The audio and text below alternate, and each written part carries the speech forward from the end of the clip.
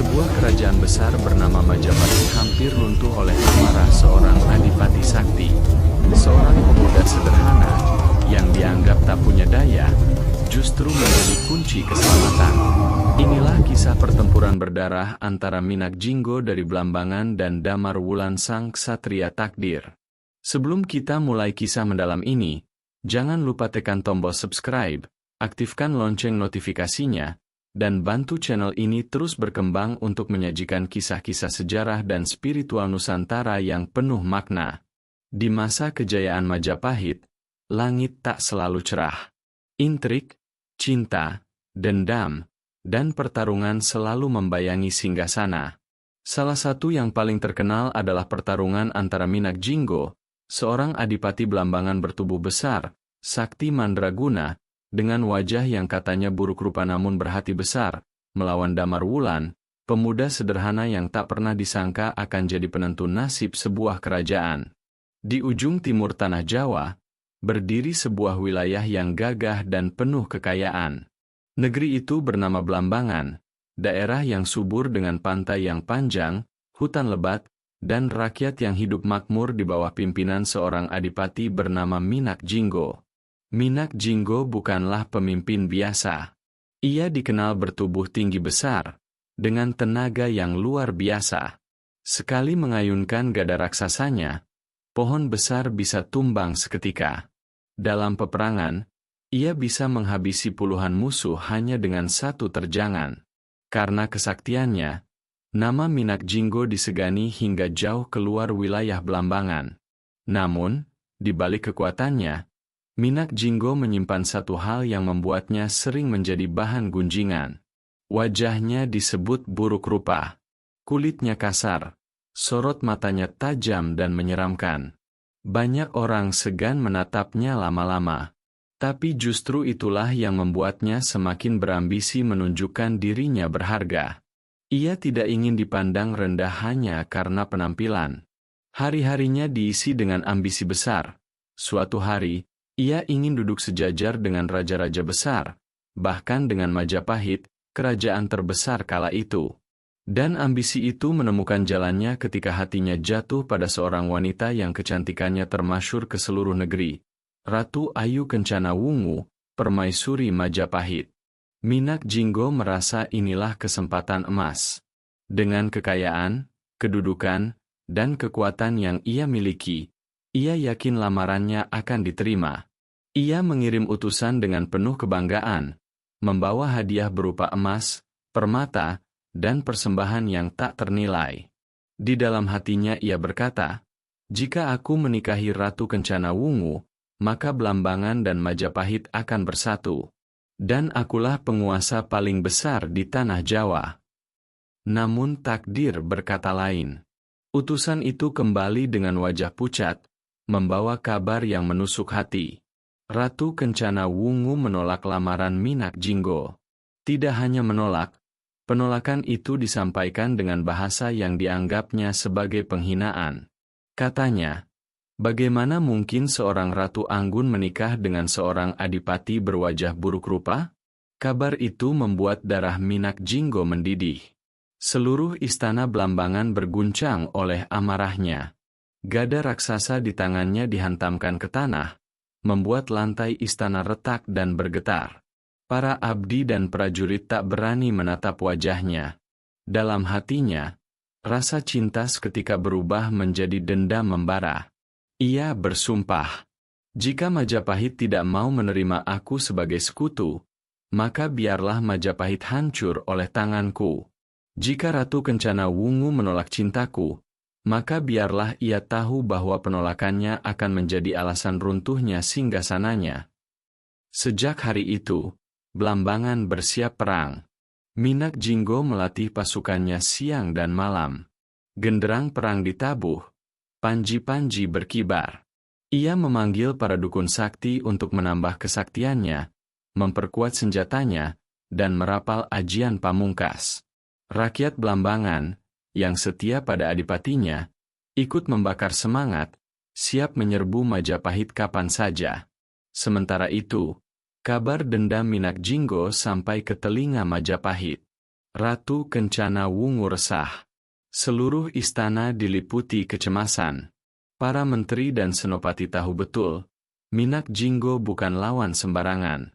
Ia bukan hanya seorang adipati, tapi raksasa sakti yang sulit ditaklukkan. Majapahit terancam bencana besar. Disinilah awal kisah besar itu dimulai.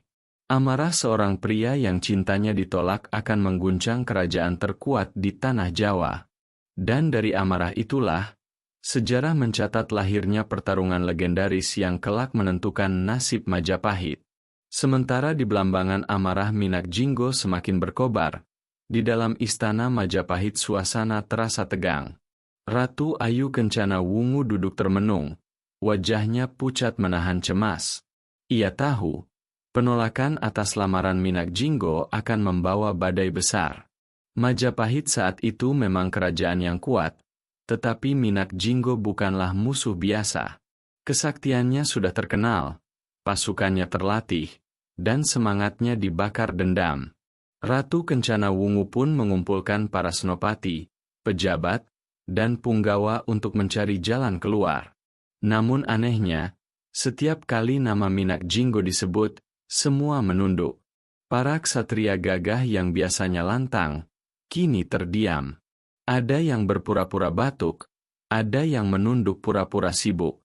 Tak ada yang berani maju menantang sang adipati Blambangan. Dalam keheningan itu, bisik-bisik terdengar. Nama seorang pemuda disebut, Damar Wulan. Siapa dia? Bukan ksatria, bukan bangsawan, bukan pejabat istana.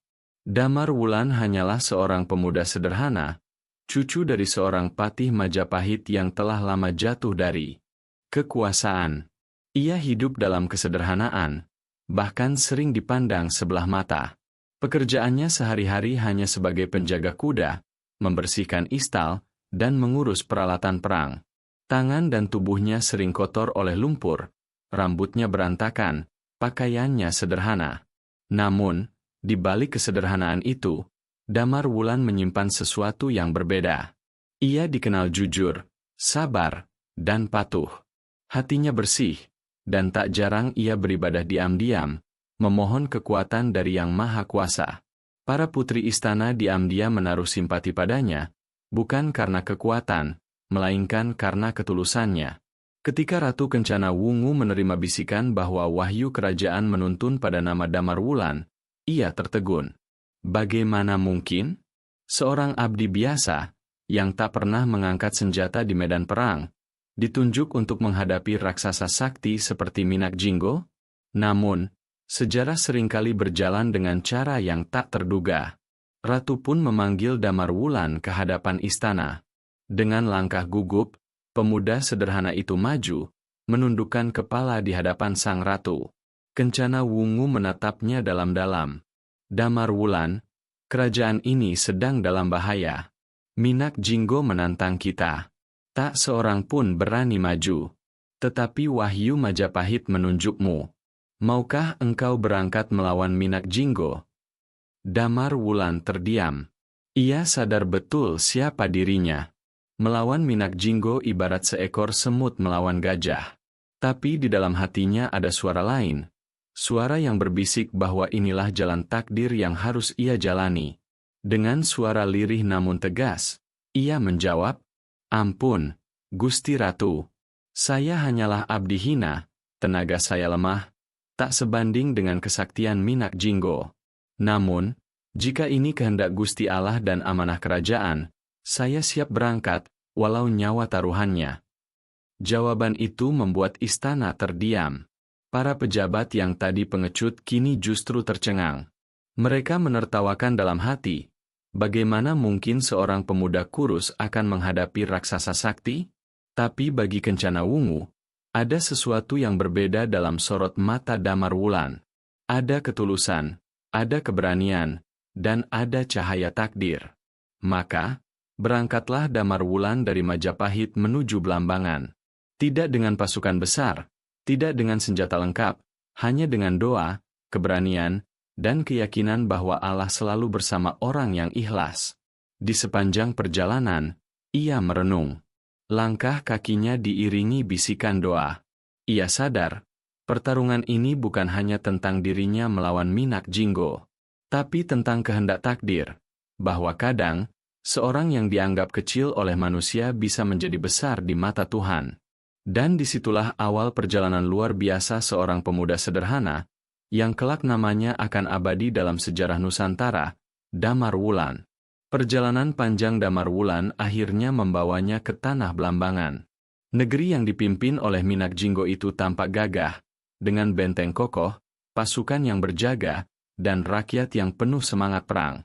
Bagi Damar Wulan, memasuki wilayah ini ibarat seekor rusa masuk ke sarang harimau. Ketika ia ditangkap oleh prajurit Blambangan, tawa mengejek langsung terdengar. Inikah orang yang berani menantang adipati kita? Pemuda kurus kering seperti ini? Hahaha. Damar Wulan digiring ke hadapan Minak Jinggo. Sosok adipati Blambangan itu duduk di singgasananya, tubuhnya tinggi besar, wajahnya menyeramkan, sorot matanya seperti bara api. Gada raksasa tergeletak di sampingnya, seakan siap menghancurkan siapapun yang menentangnya. Dengan suara berat bergemuruh, Minak Jinggo berkata, "Jadi, kau yang diutus Majapahit untuk melawanku?" Hahaha. Majapahit ternyata sudah kehabisan ksatria, hingga mengirimkan abdi hina sepertimu.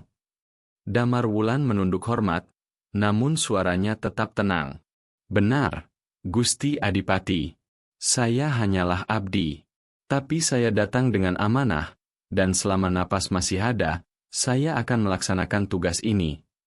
Kata-kata sederhana itu membuat Minak Jinggo terdiam sejenak. Dalam hatinya, ia merasa geli. Bagaimana mungkin seorang pemuda kurus berani berkata tegas di hadapannya? Tapi rasa geli itu segera berubah menjadi amarah. Ia merasa dilecehkan. "Baiklah, anak muda," teriaknya. "Jika kau ingin mati, aku sendiri yang akan menguburmu." Maka, pertarungan pertama pun dimulai. Damar Wulan diberi kesempatan menghadapi Minak Jinggo di halaman istana Blambangan. Ribuan pasang mata menyaksikan, mulai dari prajurit, rakyat, hingga dua selir cantik Minak Jinggo yang bernama Puyengan dan Wuryan.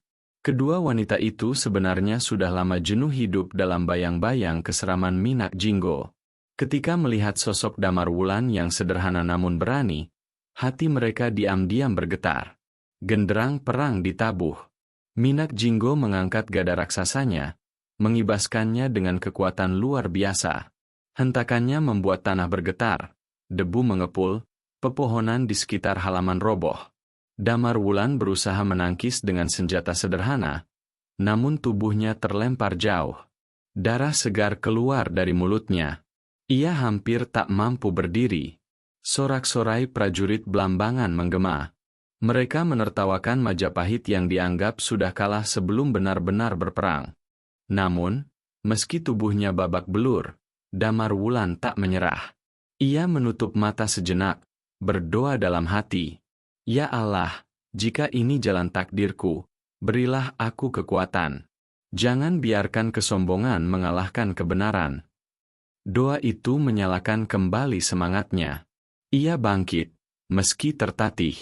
Melihat itu, Puyengan dan Wuryan saling pandang. Mereka terkesan pada keberanian Damar Wulan. Dalam hati, keduanya mulai berencana untuk membantu pemuda itu, meski artinya berkhianat pada tuannya sendiri. Pertarungan malam itu berakhir tanpa pemenang. Damar Wulan berhasil bertahan, meski tubuhnya penuh luka. Minak Jinggo marah besar. Tak habis pikir bagaimana seorang abdi hina bisa bertahan dari pukulan-pukulan mautnya. "Aku tidak akan melepaskanmu, Damar Wulan. Aku akan membuatmu merasakan neraka dunia sebelum kau mati di tanganku." Dengan murka, Minak Jinggo memenjarakan Damar Wulan di sebuah ruang gelap dan pengap. Namun ia tak tahu, bahwa dari penjara itulah takdir besar akan bergerak.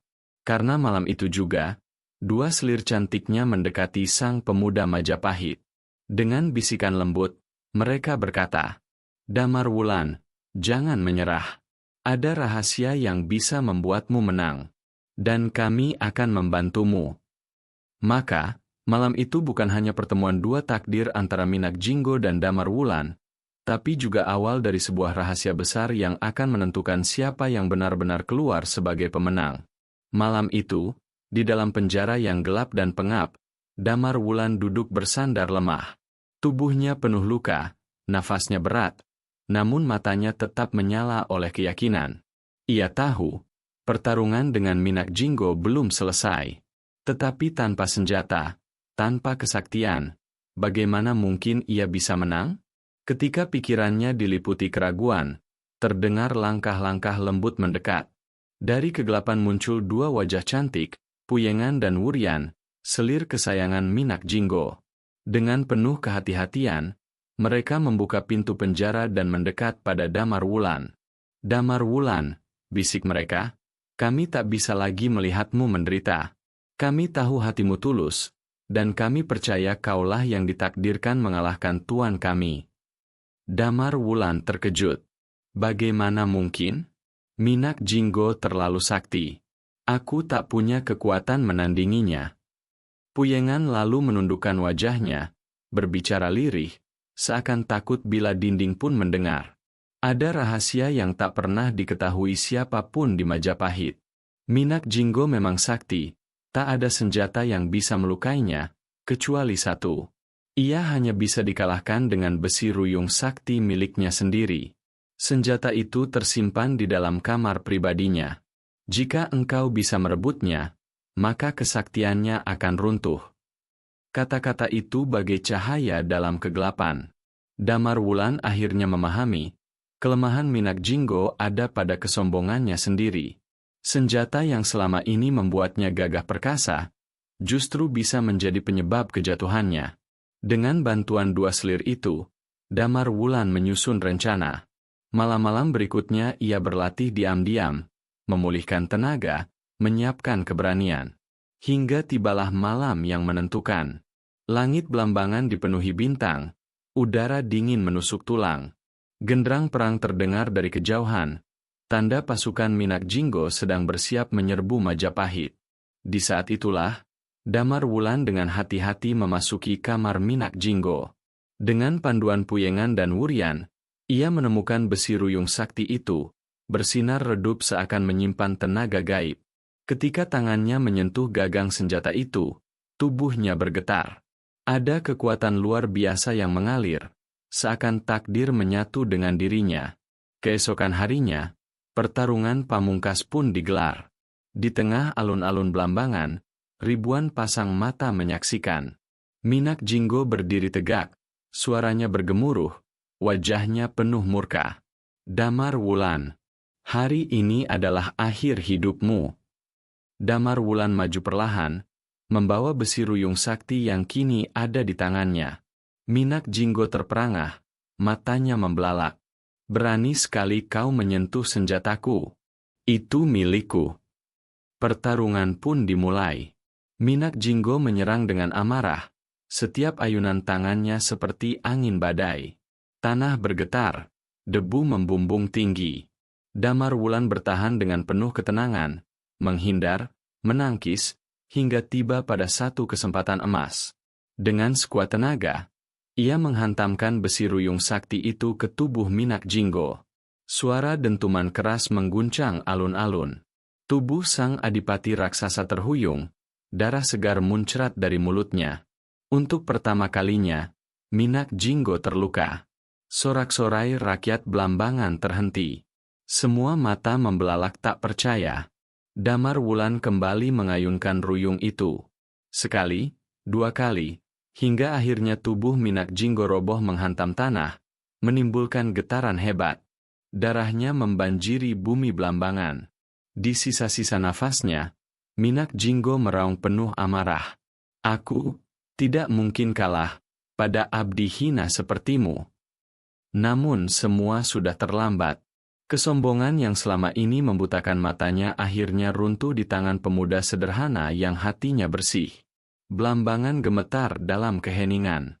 Sang adipati sakti yang dulu ditakuti kini tergeletak tak berdaya. Dan di hadapan rakyat yang masih terpana, berdirilah Damar Wulan, pemuda yang dulu dianggap remeh, kini menjelma pahlawan. Kemenangan Damar Wulan atas Minak Jinggo menjadi kabar besar yang menggemparkan seluruh Jawa. Dari Blambangan hingga Majapahit, berita itu menyebar bagaikan api yang menjilat alang-alang kering.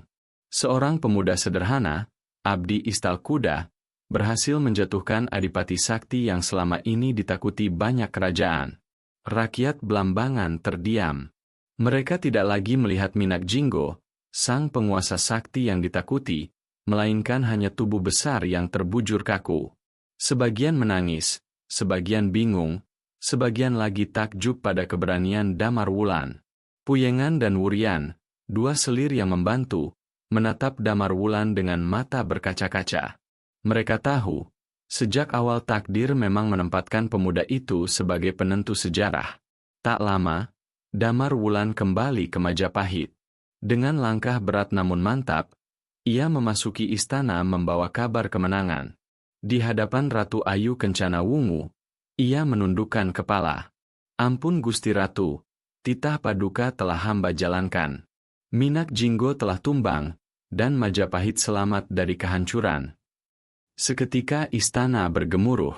Para pejabat, senopati, dan bangsawan bersorak, namun di balik sorakan itu, terselip rasa iri yang mendalam.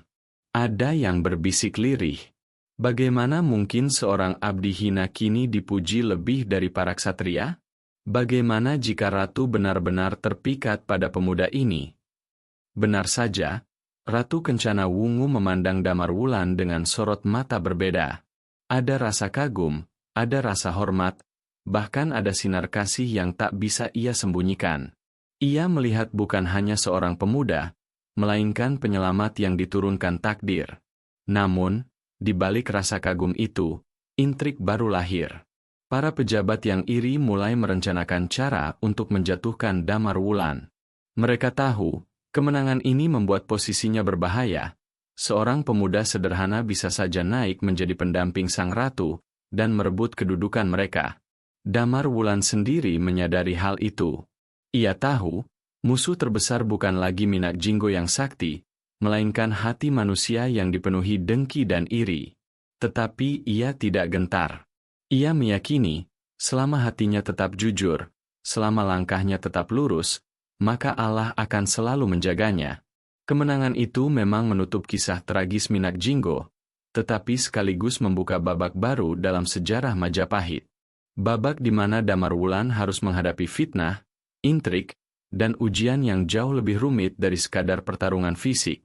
Dan begitulah, sejarah mencatat, bahwa kisah Damar Wulan bukan hanya tentang mengalahkan raksasa sakti, melainkan tentang perjalanan seorang pemuda sederhana yang dipilih takdir untuk menjaga keseimbangan sebuah kerajaan besar. Sahabat, dari kisah ini kita belajar bahwa kekuatan sejati bukan hanya terletak pada otot dan kesaktian, melainkan pada ketulusan hati, kesabaran, serta keyakinan pada pertolongan Allah. Minak Jinggo tumbang bukan karena ia lemah, melainkan karena kesombongan menutup matanya. Sementara Damar Wulan menang bukan karena ia sakti, melainkan karena ia rendah hati dan berpegang pada doa. Maka, dalam hidup ini, jangan pernah meremehkan orang kecil, karena bisa jadi merekalah yang ditakdirkan membawa cahaya di saat gelap melanda. Jangan lupa subscribe, nyalakan lonceng notifikasi, dan bagikan kisah ini, agar semakin banyak yang bisa mengambil hikmah dari sejarah Nusantara yang agung.